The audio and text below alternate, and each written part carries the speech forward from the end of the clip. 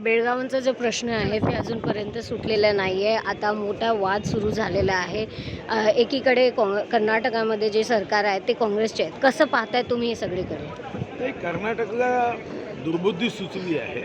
माननीय शरद पवार साहेबांनी, माननीय उद्धवजींनी राहुल गांधीजींची भेट घेऊन, कारण यांचं राहुल गांधीजी ऐकतात असं साधारणतः एक तुमच्या बातम्यांवरून आम्हाला वाटतं. राहुल गांधीजींनी कर्नाटकच्या मुख्यमंत्र्यांना आदेश दिले पाहिजे की सुप्रीम कोर्टात जी केस आहे त्यामध्ये शपथपत्र दाखल करून तुमचा जो दावा मराठी भाषिक गावांवरचा आणि विभागावरचा तो मागे घ्यावा. एका आठवड्यात प्रश्न सुटतो. याच्यामध्ये उद्धव ठाकरे शिवसेना जे आहे त्यांचं असं म्हणणं आहे की आम्ही मराठी माणसाच्या हक्कांसोबत आहोत आणि आम्ही त्याच्या न्यायासाठी सर्व काही करणार आहोत. पण सरकार हे जे काँग्रेसची युती तोडावी, कारण हे कर्नाटकचा प्रश्न 1956 मध्ये पंडित नेहरूंनी जन्माला घातला. सर, दुसरा प्रश्न असा आहे, वक्फ बोर्डचा जे प्रश्न आहे ते मोठ्या प्रमाणात सुरू झाले आहेत.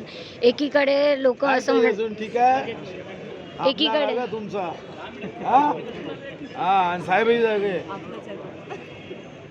असं म्हणतायत की त्यांच्या जमिनी जे आहेत ते घेऊन जात आहेत. तर कसं पाहताय तुम्ही? त्याच्यावर मेरिटवर तपासल्या जाईल आणि कायद्याच्या चौकटीत जे असेल तो निर्णय. शेवटचा प्रश्न, मंत्रिमंडळाचा विस्तार कधीपासून होणार आहे, काय होणार? पत्रकार परिषद घेऊन नावं, पद आणि विभाग या संदर्भातली माहिती तुम्हाला दिली.